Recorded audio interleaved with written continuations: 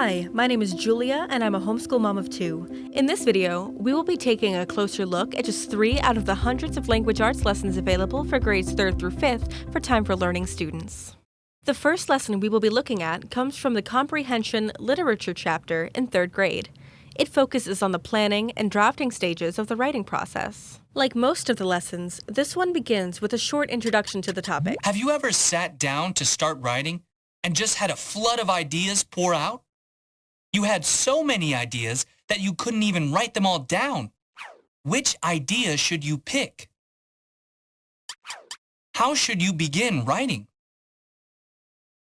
And that's where the writing process comes in. I'm sure you remember learning about this. Today, we'll talk about planning your writing by gathering ideas and making a plan. We'll also talk about drafting your writing to get your words down. Ready to get started?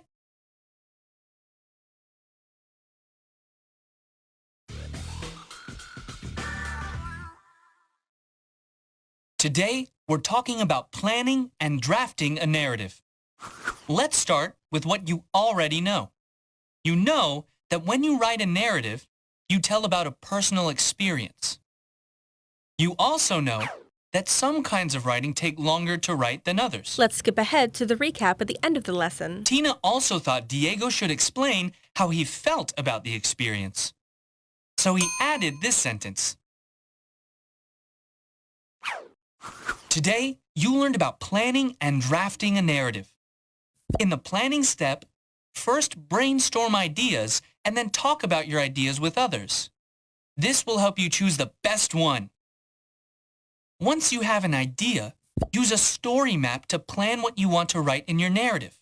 The conclusion summarizes and reinforces the information that was presented in this lesson. During drafting, focus on writing your ideas down.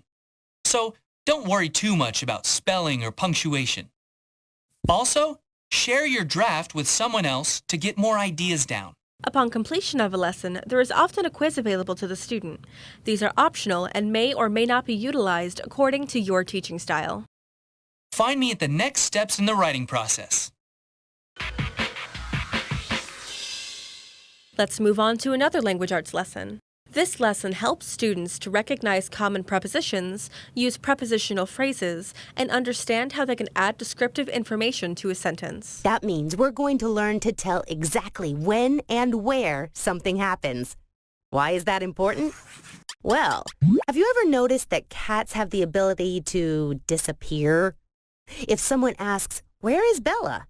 instead of replying, "Here," it would be better to give a specific location. She's hiding under the blanket. Words like under tell where something is located. Under is a preposition. It's important to use prepositions in your writing. Okay, let's check out our learning goals. In today's lesson, you'll learn what prepositional phrases are and how they improve your writing. Okay, ready? Let's go. This lesson starts with stating the learning goals, moves into what you already know, and then progresses into what you need to know. You know that prepositions can show where something is or when something happened. Look at these common prepositions in the box. I bet you've seen all of them before. Okay, here's what you need to know. A prepositional phrase is a group of words that begins with a preposition and ends with a noun or pronoun. Let's look more closely at these parts. Take a look at this sentence. The bird flew over the water. Notice the prepositional phrase, over the water. The phrase begins with the preposition over and ends with the noun water.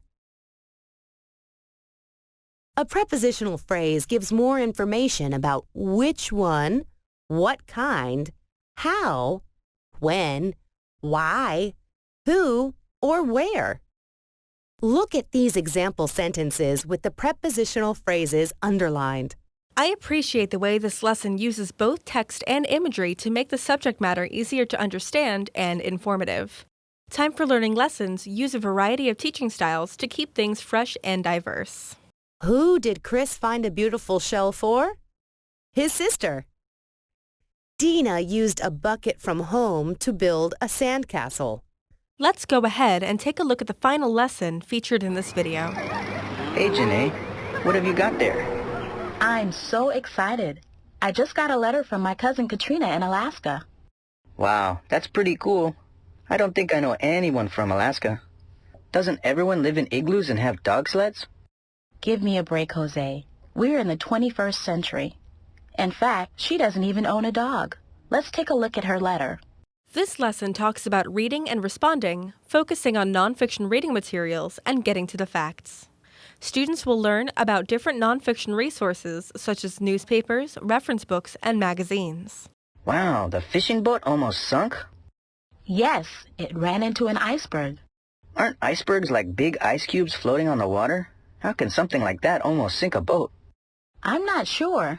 This article might be able to tell us something. Newspaper articles are too long. I can never get through them to find any information. Why don't we get some help then?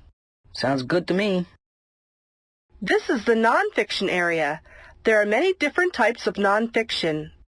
There are reference books, encyclopedias, magazines, articles, biographies, autobiographies, essays, and short stories, all about many different topics. Click on the materials that you think are nonfiction. Like many lessons, this activity has questions throughout to make sure your student is understanding as they go. Yes, this is nonfiction. You've got your facts straight. This is about a factual subject. Check your facts again. Does this seem to be a factual book about a person, place, or thing? This is a good example of the feedback received for both correct and incorrect answers. Yes, this is nonfiction. You've got your facts straight. This is about a factual subject. This concludes the 3rd to 5th grade language arts demonstration. Please choose another subject below, or if you'd like to learn more about how Time for Learning works, take a look at the tour video. Goodbye!